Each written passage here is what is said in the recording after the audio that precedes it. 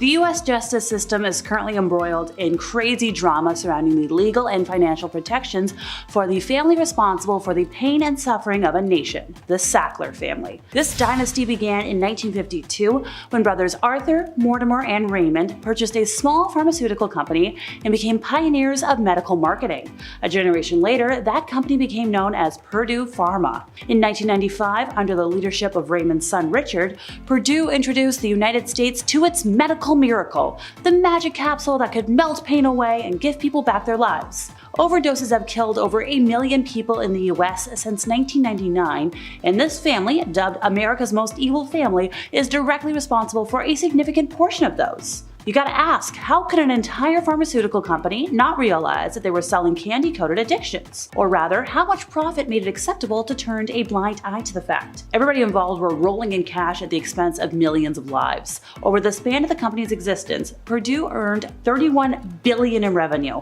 with a majority of that wealth going right into the pockets of the family, whom Forbes magazine listed as one of the 20 most wealthy families in the US back in 2016. The US government first began looking into the company in the early 2000s, and after a series of negotiations, the first major penalty for the company came in May of 2007, and in October 2020, the company reached an $8.3 billion settlement with the US Justice Department. So the family, the Sackler family, as part of the settlement, would only have to cough up $225 million of their personal wealth, which is less than 2.5% of the total amount of money they withdrew from Purdue solely during the peak of the crisis from 2008 to 2017. They were also allowed to continue to admit no wrongdoing or face any criminal charges. The Barisi brothers were an Italian-American group headed by 4 brothers and several other associates. They lasted from the 1980s to 1999, when Lorenzo became a capo in the Soprano crime family, and the other brothers joined them. They acted mostly as a group for hire for bigger groups, but they did control their own territory, earning them a spot on today's list. The Buffalo crime family flourished from 1922 until 1969 under the leadership of Stefano Magaddino. At the time, the Buffalo organized crime scene needed new leadership, and this crime family was found in 1912 by Joseph DiCarlo and Angelo, as boss and underboss respectively. DiCarlo ran the Buffalo family until he passed in 1922, and then Magaddino took over. Upon his arrival, Magaddino began to build an empire in Western New York. Magaddino was one of the founding members of the Commission, by the way, the overarching organization that linked all these syndicates together that began in the 1930s. Kind of a huge deal. The Hart brothers, Micah and Wiley, terrorized settlers in the remote mountains immediately after the American Revolution. They had stayed loyal to the British Crown during the struggle and may have decided that they had better move west after the American victory.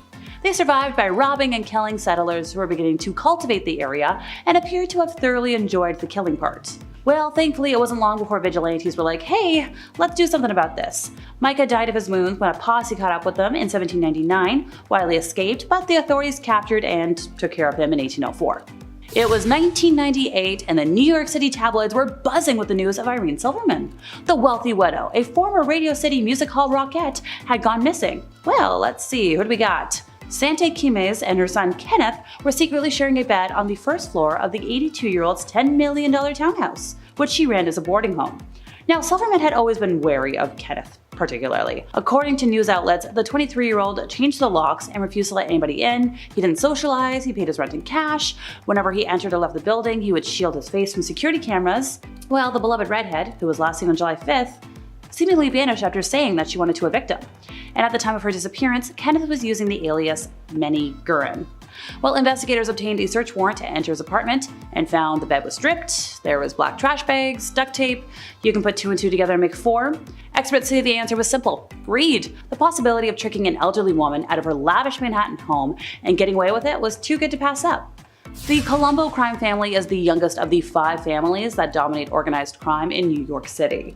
They trace their roots back to a bootlegging group formed by Joseph Profaci in 1928. This family has been torn apart by at least 3 internal wars, the first one taking place in the late 1950s when Capo Joe Gallo revolted against Profaci, and the family was not reunited until the early 1960s under Joseph Colombo. In 1971, the second family hell began after Gallo's release from prison and the firing of Colombo, and Colombo supporters led by Carmine Persico won the Second War after the exiling of the Gallo crew to the Genovese family in 1975. Flash forward 1991, the third and worst event of all erupted when acting boss Victor Orena tried to seize power from the imprisoned Carmine. The family split into factions loyal to Orena and Persico, and 2 years of mayhem continued. It ended in 1993 with 12 family members dead, Orena imprisoned, leaving Persico the winner more or less by default. In the 2000s, the family was further crippled by multiple convictions in federal racketeering cases and numerous members becoming government witnesses. A lot of folks think this is the weakest family.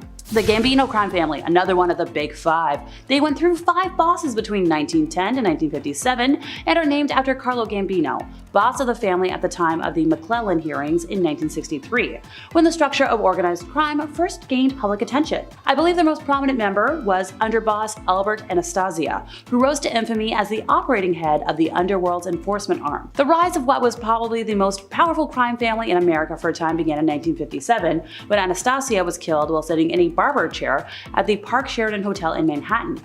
Experts believe that Anastasia's underboss, Carlo Gambino, helped orchestrate the hit to take over the family. Gambino then partnered with Meyer Lansky to control gambling interests in Cuba. The family's fortunes grew through 1976, when Gambino appointed his brother-in-law, Paul Castellano, as boss upon his death. Now, Castellano infuriated upstart capo John Gotti, who orchestrated Castellano's killing in 1985. Gotti's downfall came in 1992 when his underboss, Salvatore "Sammy the Bull" Gravano, cooperated with the FBI. This cooperation brought down Gotti, along with most of the top members of the Gambino family. And the Lucchese family is the last of the big five that we're going to talk about today. They started in the 1920s and were taken over by Tommy Gagliano during the Castellamarese War and led by him until he passed in 1951. Known as the Gagliano crime family under Gagliano, the family kept their activities low-key. Their efforts were concentrated in the Bronx, Manhattan, and New Jersey. Now enter Tommy Lucchese, who had served as Gagliano's underboss for 20 years, and he led the family to become one of the most powerful families to sit on the commission. Lucchese teamed up with Gambino's boss to control organized crime in New York, because Lucchese had a stronghold on the garment industry and took control of many crime rackets for the family. Fun fact though, for most of its history, this family was one of the most peaceful ones in the nation. Granted, that all changed when Corallo named Victor Amuso his successor shortly before going to prison, and Amuso promoted one of his closest allies, Anthony Casso, to underboss. Starting in 1986, Amuso and Casso instituted one of the deadliest reigns in crime history, ordering virtually anybody who crossed them to be killed. It is estimated that Casso himself killed between 30 to 40 people and ordered over 100 additional deaths during his reign. He was sentenced to hundreds of years in prison. By the way, he also had authority over some New York police detectives who carried out crimes for him. Kind of scary. Amuso was arrested in 1991, sentenced to life in prison, and several Lucchese family members, fearing for their lives, turned informant. The highest profile of all of these was acting boss Alphonse Darco, who became the first boss of a New York crime family to testify against organized crime. This led to arrests of the entire family hierarchy, with Casso also becoming an informant. Testimony from these informants pretty much destroyed the family. There was a lot of them thrown in jail. The servant selling trade was all Isaac Franklin ever knew. Right around the time the United States passed a law barring transatlantic trade, Franklin and his older brothers grew interested in the domestic version. They began transporting small numbers of people between Virginia and the Deep South.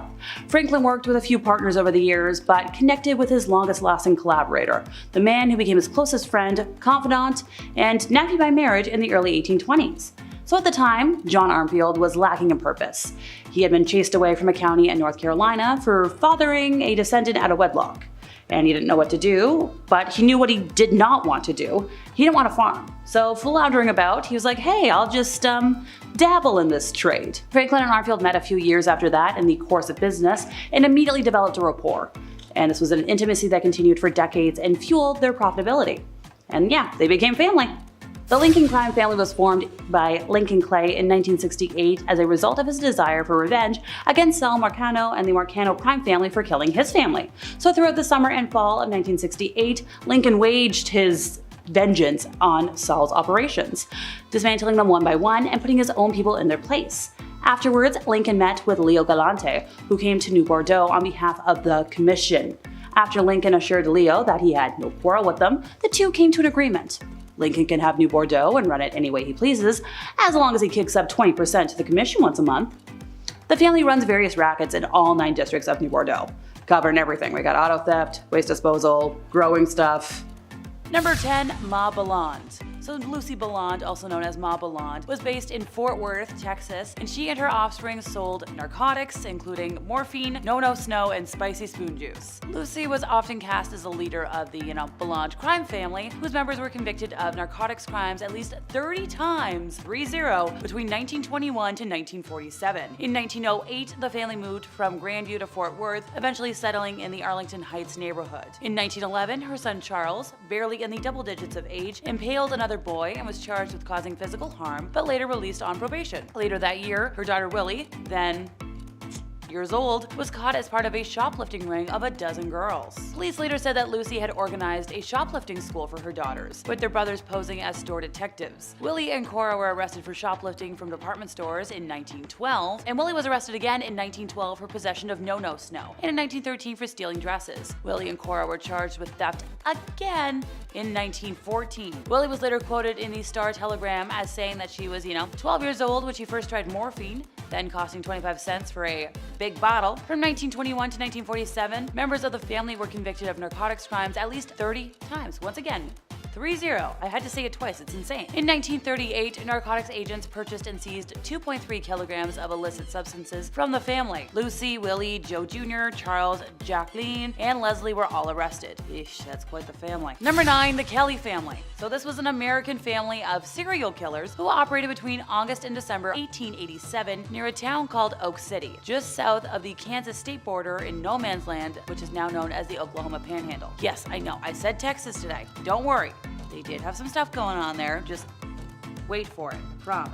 The family consisted of William Kelly, his wife Kate, his son Bill, also called Billy, and daughter Kit. Originally from Pennsylvania, the family is believed to have killed 11 wealthy travelers. According to 55-year-old William Kelly's confession, he and his family moved from the Pennsylvania mountains to Kansas in 1869. They moved around to different places along the southern border until eventually settling in no man's land, around 25 miles from Beaver, Oklahoma. Initially dealing with cattle, the Kellys soon opened a tavern where they housed fellow cattlers and travelers. In the span of a few months, though, a number of people had disappeared mysteriously along the road leading to the tavern. Despite this, nobody suspected the family of doing anything until around December of 1887, when the occupants suddenly left the house without notifying anybody. A short while after, a traveler from St. Louis named S.T. Gregg, who had visited the tavern a while before, decided to stop by and check on the house. Upon entry, a foul stench overtook him, coming from a hidden cellar underneath the house. The bodies of 3 men, already in an advanced state of decomposition, were discovered, as well as a trap door under the tavern's floor. Soon after the discoveries, information from Beaver came that all 4 members of the Kelly family had just passed through town a few days ago, en route to New Mexico. A posse of 20 men was quickly organized, and the family's trail led to Palo Duro Creek, from where it appeared that their route had changed towards Wheeler, Texas.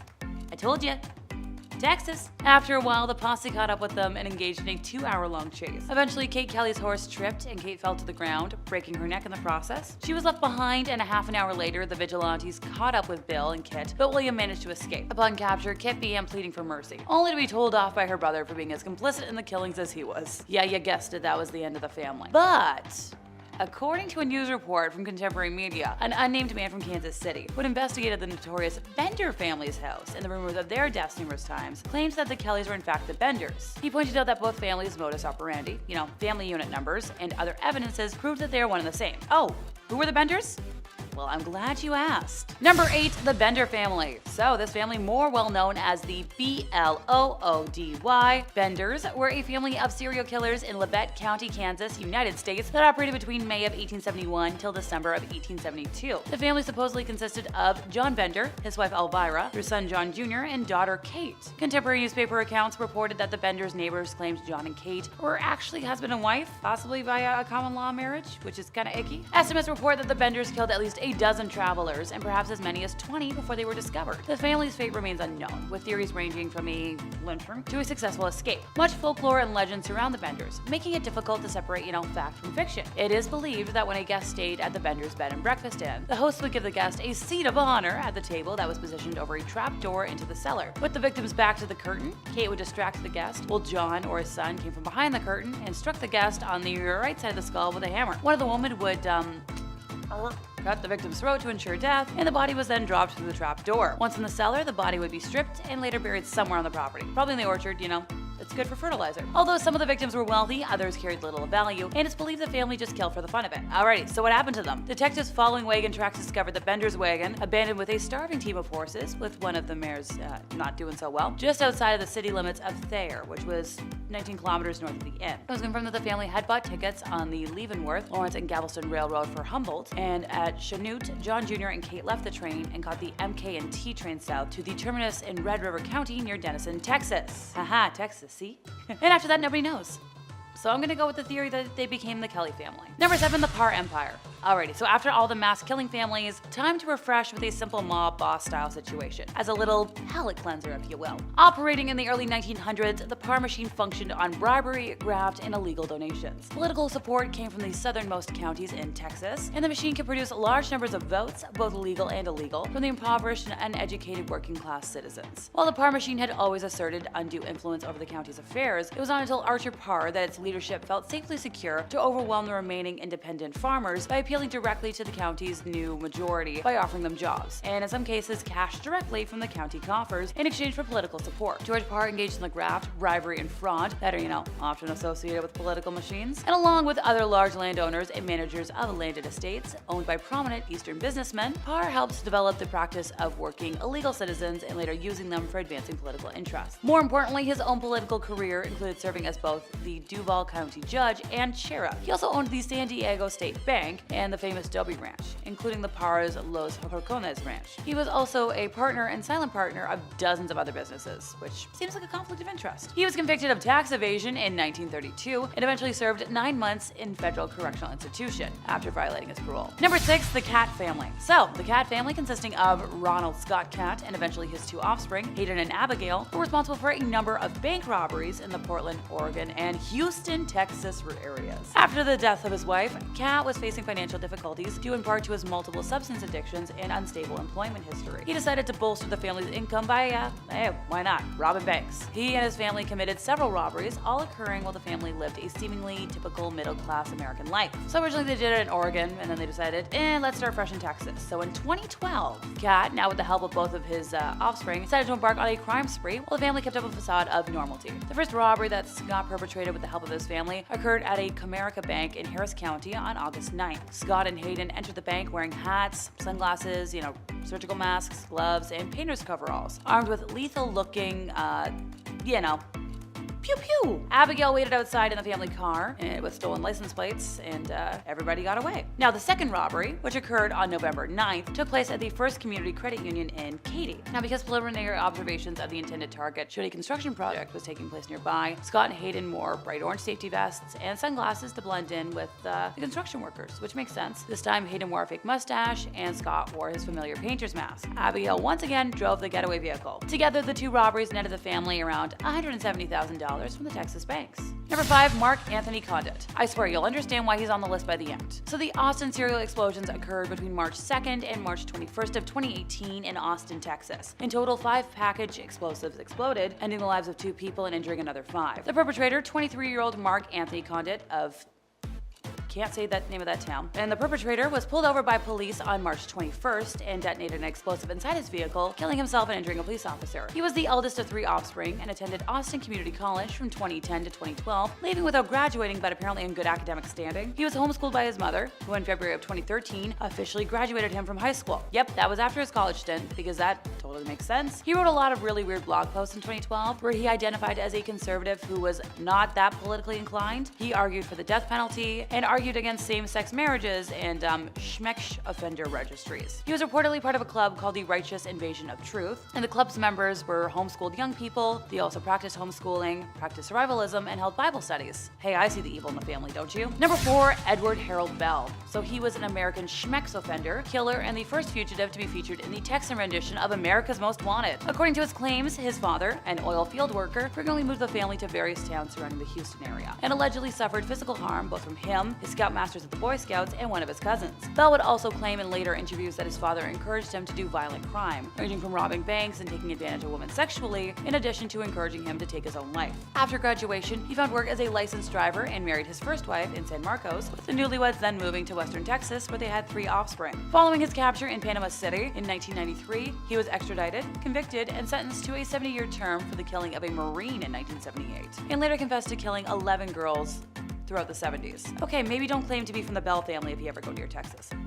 Number 3. Kaufman County killings. So in 2013, 2 prosecutors and a prosecutor's wife were killed in Kaufman County, Texas. Eric Lyle Williams, a former lawyer and justice of the peace, whose theft case was prosecuted by 2 of the victims, was tried, found guilty, and sentenced to death for 2 of the deaths. He was also charged with the killing of a prosecutor, Mark Hasse, but a decision was made to not prosecute him as he'd already received a death sentence for the others. His wife, Kimberly Irene Kim Williams, was tried separately and sentenced to 40 years in prison. Hey look, a family can be 2 people. Number 2. The killings of Rick and Susanna Walmsley. Alrighty, so this is more of like a chosen family than anything, and as somebody with more chosen family than actual family, sadly that counts in my book. Rick and Susanna were killed on December 11th of 2003 in their home in Mansfield, Texas, as part of a conspiracy involving their son Andrew and 2 others. So originally they were hit by a tiny explosive and impaled to death in their home by Andrew's friend, Susanna Toledano. The killings were part of a scheme orchestrated by Andrew, his girlfriend Chelsea, and Susanna to collect the $1.65 million estate. The 3 conspirators also wanted to kill Andrew's older sister, Sarah, but she wasn't home that night. It's one twisted chosen family. Number 1, the Bogle family. So, when Bobby was, let's say,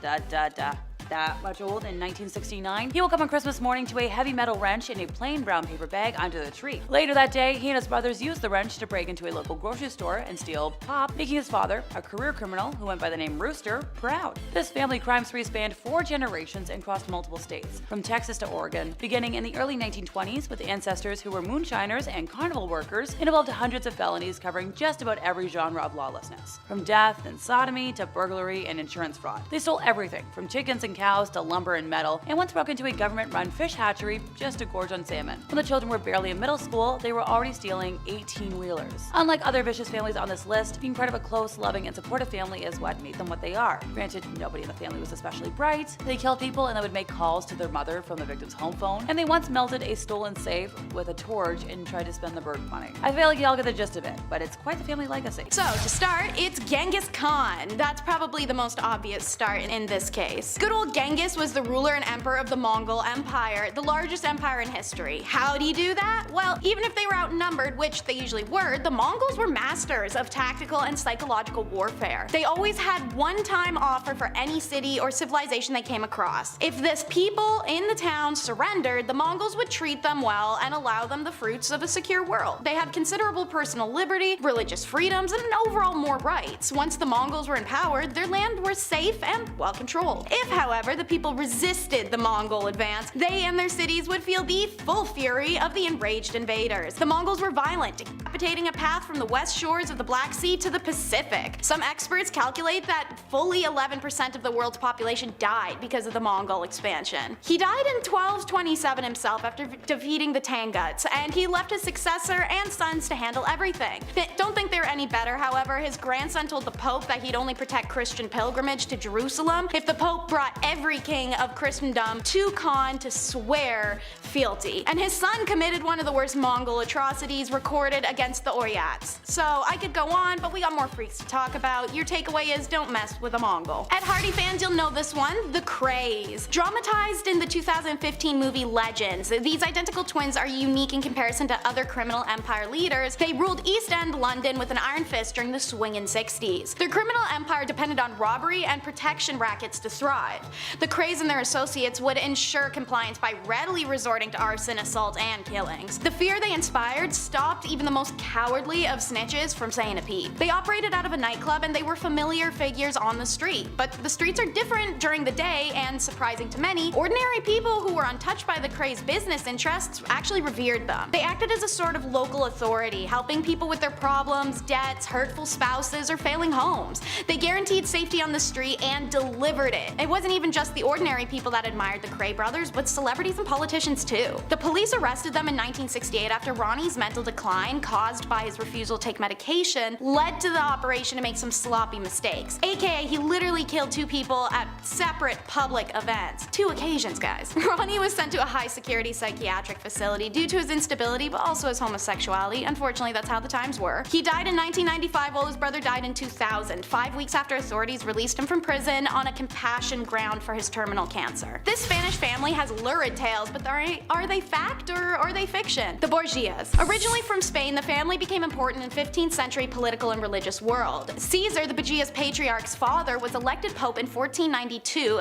of the titular church of Santa Maria Nova, making Caesar the archbishop and later the cardinal in 1492. Caesar, however, had no interest in religious vocation. He was better known at the papal court for his hunting parties and amorous liaisons and flashy clothes, rather than meticulous religious observations. On the death of Pedro Luis in 1488, the title of Duke of Granda had been handed past him and gone to his younger brother Juan. When Juan was mysteriously murdered in 1497, the rumor gradually spread that Caesar was the culprit. Ambitious and hungry for yet more power, the family included 2 popes, one of which was Alexander, the father of the famous Lucrezia. Her family was perfectly happy to use her as a pawn in their power plays. She entered into several arranged marriages, each one helped the Borgias extend their grip. She's also what inspired the belief that they really kept it in the family. After retiring to Naples after being a professional wife, Giovanni, dubbed the Roman infant, is seen at approximately age 3 for the first time. 2 papal bulls recognized the child as an illegitimate son of first Caesar, her uncle, and then of Alexander, her dad, who probably was the true father. The mysterious origin of the child, as well as her presence at a celebrated night group romp in the Vatican, has been used to support the rumors. You can learn more about this disastrous family in a 3-season TV drama literally named after them, the Borgias. Time to take life insurance policies out. We're meeting the Castro Angel Landing family.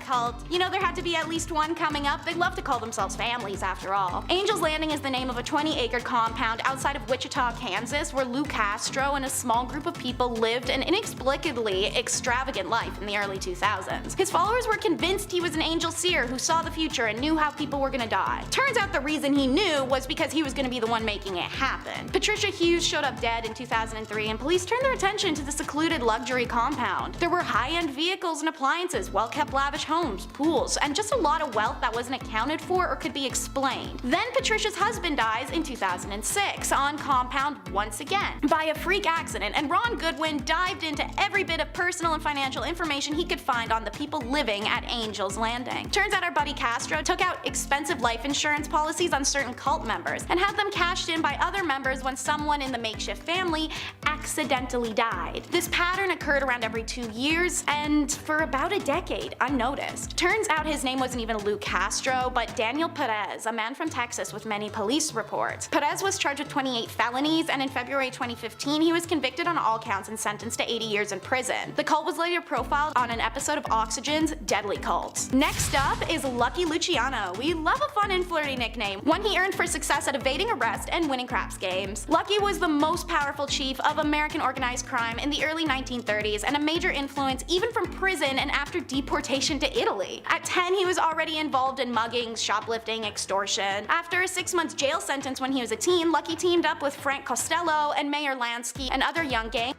and later New York's rising crime boss Joe Masseria, who he becomes second-hand man to. In October of 1929, he becomes the rare survivor of a one-way ride when he's abducted by 4 men in a car, beaten, stabbed, had his throat slit from ear to ear, and was left for dead.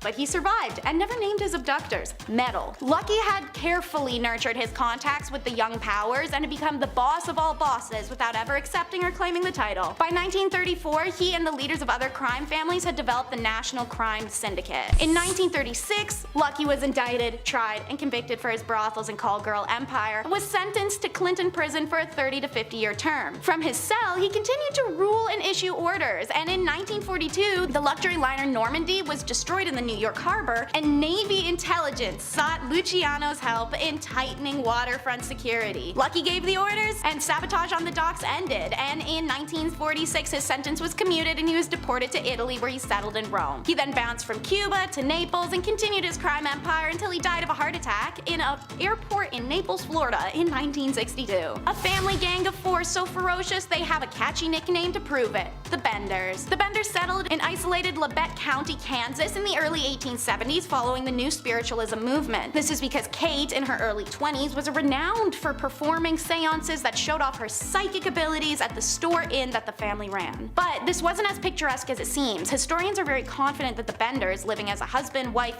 young adult son, young adult daughter dynamic, actually weren't even related, and none of them were even named Bender. And while it'd be no biggie if it wasn't for the fact so many people who happened to pass through Labette County never made it to their final destinations, including a well-known local doctor, William York. After a community meeting about York, attended by both of the male Benders, it resulted in a search party formation, and it was soon noted that the Bender homestead appeared recently abandoned and full of evidence. Near the table where the guests were served was a trap door, and the foul-smelling hole beneath the door was just full of blood and gross stuff. The ground in an orchard nearby the house has been carefully plowed, but one small section was noticeably indented. The ground was dug up and revealed the decomposed body of Mr. York. 8 more bodies are found, skulls crushed, throats cut. Guests at the inn were urged to sit at the place of honor, which was a curtain dividing the house's rooms. While dining, the guest of honor would be hit in the head with a hammer from behind the curtain, his throat cut, and then his body dropped in the trap door to the cellar, Sweeney Todd style. Their motive, robbery, or the thrill of it, nobody actually knows, because despite a reward and several substantial claims of their capture at the hands of various posses, the Benders appear to have gotten away with it, and their grim story continues to intrigue. One of the few mafiastos to be executed is Louis Lepke Butchialter. Nicknamed Lepkele, Little Louis in Yiddish, then shortened to Lepke, this crime boss was a quiet man for years, managed to avoid public spotlight. In conversations with criminal associates, Lepke preferred listening over talking. He was an overall nice man, appreciated by the community for how he aided his neighbors. He generously compensated his crew members and took them to hockey games, boxing matches, and even winter cruises. He married a widower named Betty and adopted Betty's child from the previous marriage. In the early 1930s, Lepke created an effective process of performing contract killings for the Cosa Nostra mobsters. It had no name, but the press 10 years later called it Murder Inc. The Cosa Nostra mobsters wanted to insulate themselves from any connection to these killings. So, Lepke's partner would relay the contract request from the Costra to Lepke, who would assign it to a street member who had no connections with any major crime family. If they were caught, they could not implicate the Costra members in the crime. They were soon completing jobs all over the country for their mobster bosses, grossing over $1 million in profit per year. Ultimately, Lepke is cornered and forced to surrender after 3 years of hiding when the killing of Joseph Rosen, an informant, goes awry. He's tried for the killing of Rosen alongside 3 other murders, and Lepke is found guilty and sentenced to death. He exhausts his 4 appeals, but is executed by electric chair in 1944. You never know your neighbors, especially if they were Inessa, Roman, and their daughters. Inessa, a kindergarten teacher, and Roman, a successful dentist. Together, Inessa's daughters from her first marriage, 25-year-old Victoria, and just shy of legal daughter Anastasia, are responsible for the violent deaths of at least 30 people across southern Russia. Inessa and her family were highly organized, using information from Roman's sister and brother-in-law who had police connections to organize their crimes around police activity. This is because Inessa liked to go after police officers, as one had left her for another woman in the past. And her current husband didn't feel like she was living in the past either? Okay, alright. Their victims weren't exclusively police officers, however. The family MO was breaking and entering the houses of sleeping families while they road tripped under the guise of going on monthly camping trips. One victim was a police officer named Ivan, who was killed when he attempted to stop members of the gang from fleeing the scene of the crime. Roman was eventually killed in a bloody standoff with police, and Inessa was arrested. A search of the family home uncovered a slew of weaponry, a complete arsenal. Inessa, Anastasia, and Victoria all confessed to their crimes, the 6-year reign ending. Vladimir Markin, the chief of Russia's equivalent to the FBI, said, "I'm sure that when they were together, one could hardly imagine that they could even plan a crime." It sounds so much more innocent than it is. The Bean Clan. Picturesque Scotland, a land of mystery and rolling dewy fields, glens, and hills that 100% have eyes. That's right, we're talking about the freaks who inspired the nauseating horror movie that we're never gonna forget forget anytime soon. Back in the 16th century, Alexander Bean and his partner, Black Agnes Douglas, set up home in a hidden sea cave and started popping out babies. Why? I don't know. Why a cave? Again, I don't know. Maybe they just wanted the saltiest and driest sinuses and intercourse ever. Well, the weirdos never left that cave, and they never let any of the kids leave it either. By keeping it in the family, the clan eventually grew to about 45 members, all starting from just the 2.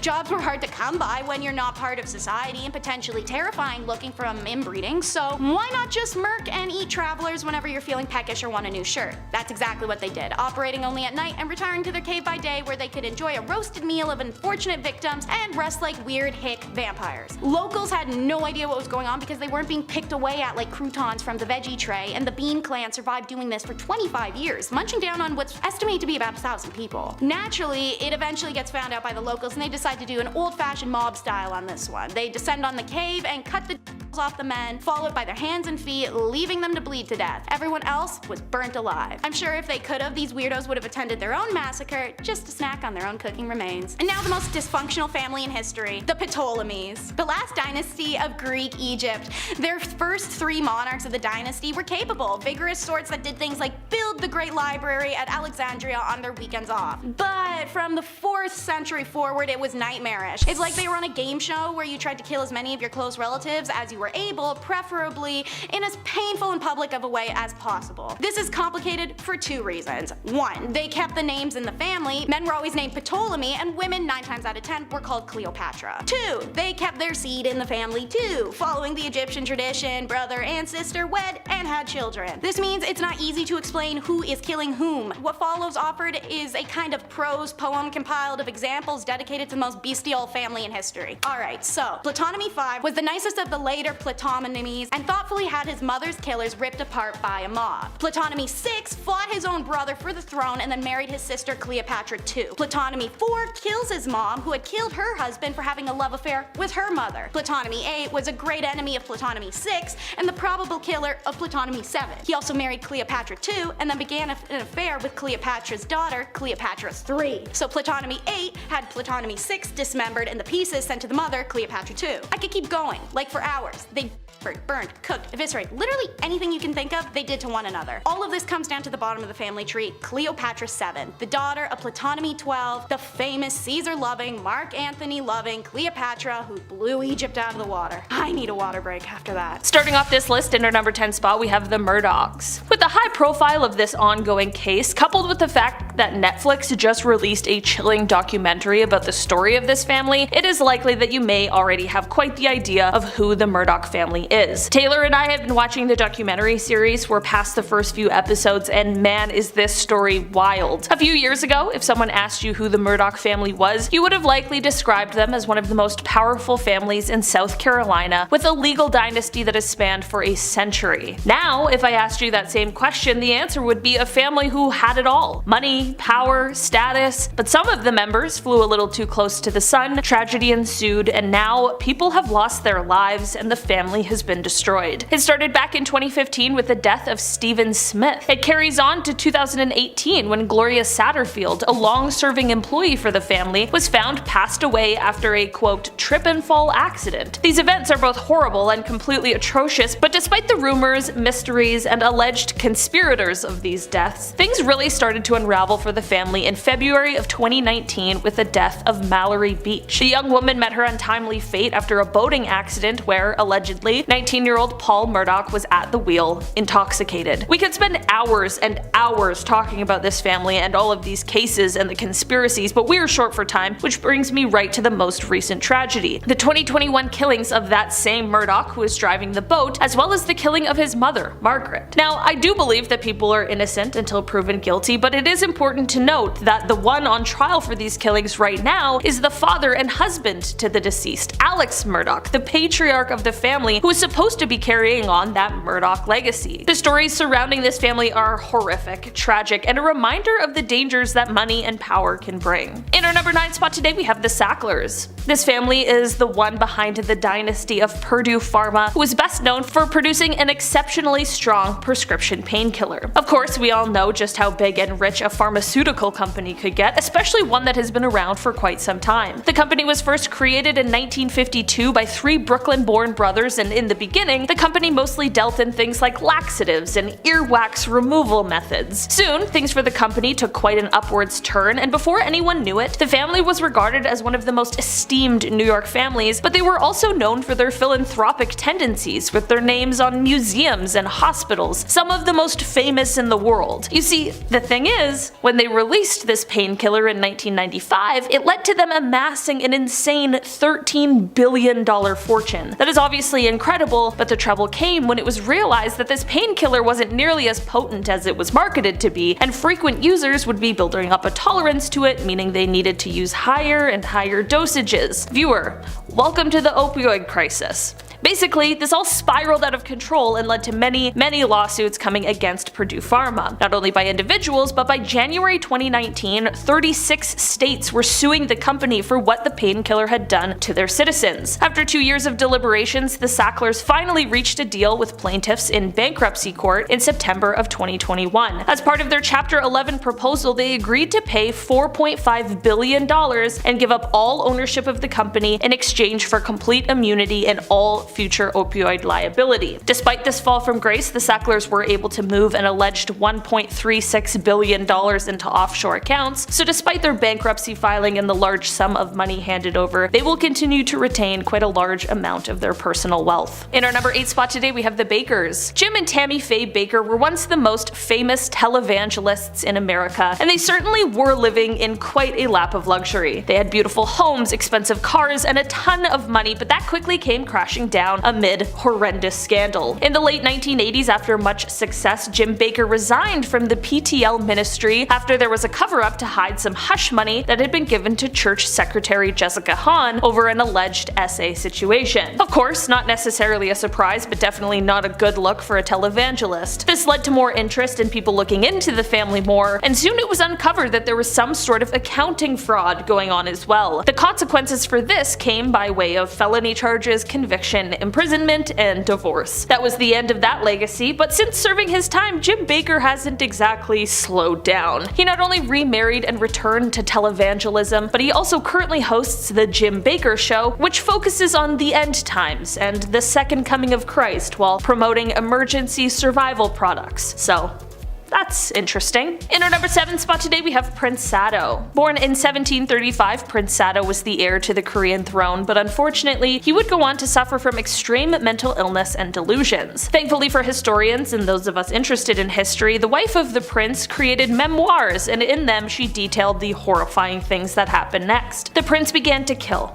He began to hurt and torment people. He basically turned their home into a house of horrors. The prince also endured some pretty horrific treatment from his own father, which of course is not an excuse for the things he did, but it definitely did not help the scenario. Eventually, the family had enough and realized that his behavior would go on to ruin the name of their family forever, so something needed to be done. At the time, tradition stated that if the prince were to be executed, his wife and child would also need to be, but everyone thought that maybe that was a bit too far. Why should they have to pay for his crimes? This led to the king coming up with quite the bizarre workaround for this. On a hot day in July, the king forced the prince to step into a rice chest, which was then locked behind him. This acted as a way to make it seem like he had caused his own death, which is said to have occurred just a few days later. In our number 6 spot today, we have Don Carlos. This little troublemaker never made it to the title of king, but he sure was a little too close for comfort when you hear about the kinds of things he was doing. Carlos was the Prince of Asturias in the mid-1500s, as he was the eldest son of King Philip II of Spain. It is said that Carlos may have had some troubles right from birth, which many believe could be due to inbreeding that was common in the family at the time. Descriptions of his behaviors, though, are far worse than what anyone could have expected. It is said that Carlos did horrible things like hurting or taking the lives of animals for fun. Nowadays, we call that a huge warning sign for potential killers. Back then, it was like, I don't know.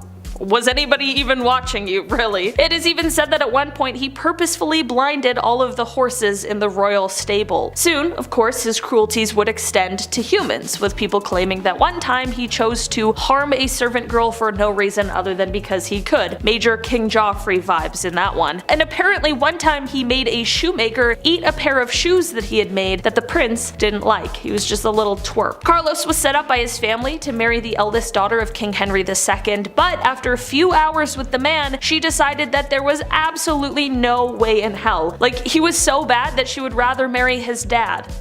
which she did in 1560. In the end, Carlos was found to be plotting to take out his own father, which landed him in prison in solitary confinement where he passed away 6 months later. In our number 5 spot today we have Prince John. It is said that this may be one of the darkest secrets of the British royal family. Prince John would have been the uncle of Queen Elizabeth II, but he passed before she was born. Prince John was the 6th child of King George V and Queen Mary, and it is said that he suffered from seizures, likely as a result of epilepsy, although it's hard to diagnose for certain because of all of the secrecies surrounding him and his illness. From the age of 4, when he had his first seizure, until his untimely and very early death, Prince John lived in a separate estate where he was cared for by a governess. Many people have since criticized the royal family, calling their treatment of Prince John as callous or inhumane, like they were hiding him away for being ill. Of course, the palace was concerned with the monarchy's public image, and there was a belief at the time that royals shouldn't have any physical or mental ailments, although that is of course impossible. They also didn't include him in public events, which could have been another image thing, and also perhaps because of a worry that he might have a seizure at one of these events. At the end of the day, it was definitely a different time, but the idea of excluding him because he was ill truly is a really sad thought. In our number 4 spot today we have Marguerite and Blanche of Burgundy. This is a royal scandal that took place all the way back in 1314, and it starts off with the daughters-in-law of King Philip IV of France.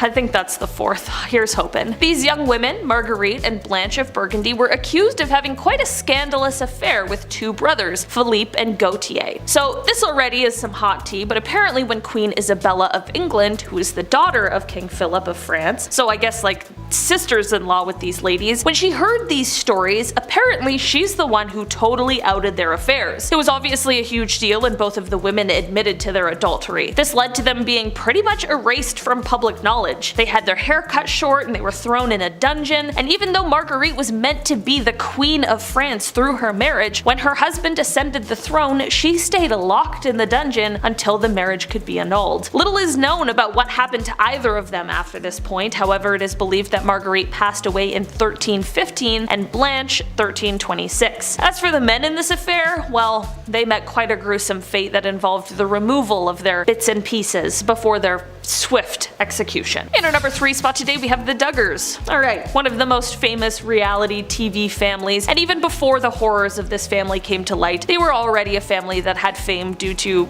quite a strange reason. If you're unfamiliar with who the Duggars are, you might be more familiar with the show that they used to have on TLC titled 19 Kids and Counting. Yeah, the show ran on TLC for 7 years until it was cancelled in 2015, and the show featured, well, the Duggar family. The family consisted of parents Jim Bob and Michelle Duggar and their 19 children, 9 daughters and 10 sons, all of whose names begin with the letter J. It was an interesting time, and they seemed like this huge, happy, religious family, but in the years since the cancellation of the show, some horrifying things came to light. Initially, the reason that TLC suspended and then subsequently cancelled the show is because it came to light that the eldest son in the family, Josh, had done some horrible things and acted violently, horrendously, and inexcusably against a number of girls, even some in his own family. Due to the popularity of the show before these serious stories came to light, there was a spin-off show that was created titled Counting On. This show first aired in December 2015 and stayed on the air for a surprising number of years before it was pulled, and the family yet again found themselves in the center of a scandal that had to do with Josh. This time he was caught in possession of a certain kind of tape that no one should have, and that should not even exist at all. I can't say which kind of tape, but just know it's the worst of the worst. These are, of course, some of the worst scandals that have surrounded the family, but truly, it's only a drop in the bucket of the many stories surrounding them. In our number 2 spot today, we have King Juan Carlos. The former King Juan Carlos of Spain, when he first ascended the throne in 1975, was highly looked upon. He was said to be bringing a new age for the country, an age of democracy. His reign lasted for quite a while, but by the time 2014 rolled around, he was forced to abdicate the throne. This was due to a few reasons. Firstly, his public ratings started to plummet after word spread of him being a bit of a womanizer and after an explosive affair, but also because of a lavish elephant hunting trip he took in the middle of an economic collapse, okay? Fair enough, I can see why people were getting their guard up a bit. So the king abdicated the throne in favor of his son Philippe, who sits on it to this day. During this time, however, the scandals in the family weren't only to do with Juan Carlos. In January of 2014, another of his children, his daughter Infanta Cristina, was charged with tax fraud. She has since been acquitted, that happened in 2017, but she was stripped of her title as the Duchess of Palma de Mallorca, and this whole deal had her leaving Spain and moving to Switzerland. The drama doesn't end here, however, because her husband actually was convicted in the case with charges that included embezzlement, fraud, and tax evasion, and he received prison time in 2018. In the end, none of the fraud charges have ever been linked back to the former king, but this entire debacle did cause the former ruler to move out of Spain. With his move came a letter, part of which read, quote, "Guided by the conviction to perform the best service to the Spanish people, their institutions, and you as king, I am communicating my thoughtful decision to move at this time outside of Spain. A decision I make with sadness, but with great serenity. I have been king of Spain for almost 40 years, and during all of them I have always wanted the best for Spain and for the crown." In our number 1 spot today we have the Rothschilds. This family is easily one of the most, if not the most, powerful family in the modern era. In fact, it is said that most of us in the Western world don't even realize the impact this family has had on our lives, as our consumer-driven lifestyle is definitely directly related to the monetary systems this family put in place. This would include the United States Federal Reserve. Because of this insane amount of money and power that this family has held for over a century, there are plenty of conspiracy theories going on surrounding them. The conspiracies run deep, and they go quite dark. They touch on everything from assassination attempts, some successfully completed on sitting presidents, to heinous World War II agendas that would have benefited the family. Of course, they are conspiracies, so no one is quite sure which of these secrets, if any, are true. Even still, the stories and speculations swirl today, waiting for some piece of evidence to maybe bring them to light. Number 8. Cray twins. In some parts of the world, having twins was considered a rare commodity, and in 1933, during a time where having children, let alone twins, was a prized rarity. Their mother, Violet Ann Lee Cray, was particularly given a slight celebrity status when her twin boys not only survived in their infancy, but also were able to survive towards adulthood. Their mother, Violet Annie Lee Cray, was particularly given a slight celebrity status when her twin boys not only survived in infancy, but also were able to both be able to survive towards adulthood. Some might even speculate their mother planted seeds of malignant narcissism the twins would later display as adults. Born Ronnie and Reggie Cray were noted as one of the most dangerous twins in London. The twins formed an organized crime gang called The Firm, and these gangsters were particularly active in London, England in the 60s. They were so dangerous due to their massive extortion rackets, armed robbery, arson, protection rackets, gambling, and cold-blooded killings of rival gang members. That's when they were arrested on May 8, 1968. Ronnie ended up being filed as a certified insane person and was committed to a hospital. As for his brother, Reggie was released from prison on compassionate grounds. Both died 5 years apart from the other. Number 7. The Gonzalez sisters. The 4 Gonzalez sisters ran a successful business from 1945 until the police closed it down in 1964. So what was the business? Adult work. Rancho El Angela was a brothel in the Mexican state of Guanajuato and acted as the center of the sisters' large-scale adult work network. The women who worked for the sisters often did not so voluntarily. The Gonzalez sisters, the Gonzalez family, had kidnapped some, while others answered advertisements for housemaids. When the women arrived to the brothel, the sister would often force and inject illegal substances on those who were reluctant to provide the services that the sisters demanded. When the girls became unable to or reluctant to work and satisfy their clients, the sisters then killed them. If a client turned up with a lot of money, he too might end up dead and his cash stolen. When police raided the property, they found the bodies of 80 women, 11 men, and various fetuses. Ugh.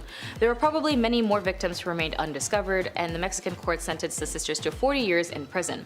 Guinness World Records even named them the most prolific murder partnership ever. Number 6. The Hart Brothers. Here's another pair of siblings for you, the Hart Brothers. Mecca Jai and Willie terrorized settlers in the remote, sparsely populated territory west of the Appalachian Mountains immediately after the American Revolution. The brothers had stayed loyal to the British Crown during the struggle and may have decided that they had better moved west after the American victory. They survived by robbing and killing the settlers who were beginning to cultivate the area and appeared to have thoroughly enjoyed the killing part. It wasn't long, of course, before the vigilantes started to bring the brothers to justice, as Mecca Jai died of his wounds, and when a posse caught up with them in 1799, Willie escaped, but the authorities captured and had him sent to the gallows in 1804. They were considered America's first serial killers of this time. Number 5. The Bloody Benders. Running an Airbnb seems like a lot of work, especially when you're trying to make sure your guests and yourself are happy with the accommodations. You got your nice bed and breakfast, and oh, of course, a nice dinner where the host comes up from behind you and smashes you in the head with a sledgehammer. Oh wait, no, that's not a good idea, actually. Yeah. In 1870s, travelers headed west on the Great Osage Trail may find themselves in a cabin made by the Bender family in Labette County, Kansas, and eventually they would find themselves dead and gone by the family's unexplainable reasons to commit crimes. To be honest, officials still don't know why the crimes were done the way they did. They actually suspected robbery, but most of these travelers weren't even wealthy. Maybe in some sadistic manner, the families just felt like it. But either way, before the locals got suspicious, this family disappeared around the same time another family called the Kellys surprisingly were new in town. Number 4. The Borgias. Originally from Spain, this family became so important in the 15th century political and religious world. Ambition and hunger for yet more power, the family included 2 popes. Lucrezia is probably the best remembered member of the family, as she was the daughter of Pope Alexander, and her family was perfectly happy to use her as a pawn in their power plays. She entered into several arranged marriages, each one helping the Borgias extend their grip. Kind of like in the movie Get Out by Jordan Peele, where they use Rose to get their new vessels for whatever it was that they were doing. Contemporaries often portrayed the extended family as ruthless, a family that would stop at nothing in pursuit of its own ends, and by the time the Alexander papacy ended, people suspected them of adultery, theft, bribery, and breeding, and morally injuring people. Whether or not these situations were true, historians do suspect it might have been conspiracies made by jealous rivals. Number 3. The Bean Clan. Spoiler alert, if you watch Attack on Titan, you might know the scene where Hanji had 2 titans in her custody named Swanee and Bean. Well, those names were actually based on a real family, the Bean family, and their head, Swanee. Although his name is actually Alexander Bean, him and his wife in the 16th century set up a nice little home and abode in a cave by the countryside of Scotland. In their little sea cavern, they produced up to 45 children who were also some a produce of inbreeding. And by that point, they figured they couldn't just hunt for omega-3s by the seas, they needed to resort by some other ways to provide excellent nutrients. So they began tricking, trapping, and kidnapping travelers and dipping them into homemade ranch dressing. That's right, they ate people, and they survived by eating people.